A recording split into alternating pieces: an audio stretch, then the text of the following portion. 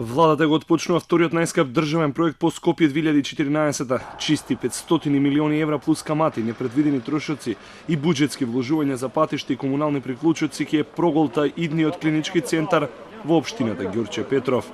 Владата дала зелено светло, Министерството за финансии да се задолжи кај странски банкарски конзорциум.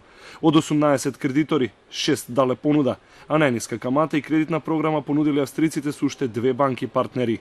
Колку пари за камати и колку години земјата ќе се одолжува за најмодерните здравствени услуги, се уште не се знае. Најповолната понуда е од конзорциумот на банки, од Raiffeisen, Erste Bank и Unicredit на банката. Рамката е 500 милиони евра. Времето на изградба би требало да биде во 3 фази, кој што првата фаза завршува после 3,5 години, а последната фаза после 7 години. Пространството од 104.000 метри квадратни во клиники ќе чини најмалку 4.800 евра за 1 квадрат. На почетокот на наредната година ќе се избираат десетици фирми кои ќе цртаат, градат и набавуваат опрема во еден здружен тендер. За 3,5 години од сега, министерот Венко Филипче се надева дека ќе го прими првиот пациент во новиот објект. На почетокот на август ние ќе започнеме постапката со конкурентен диалог.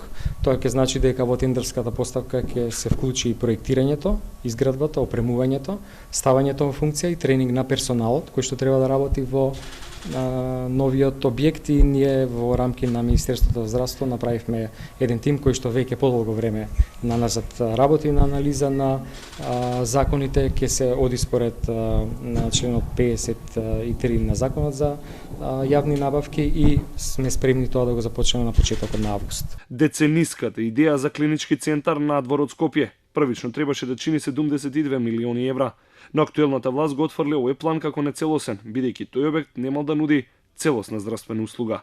Филипче побара подршка од опозицијата за наредните 7 години без обструкции да се реализира еден од најскапите државни проекти.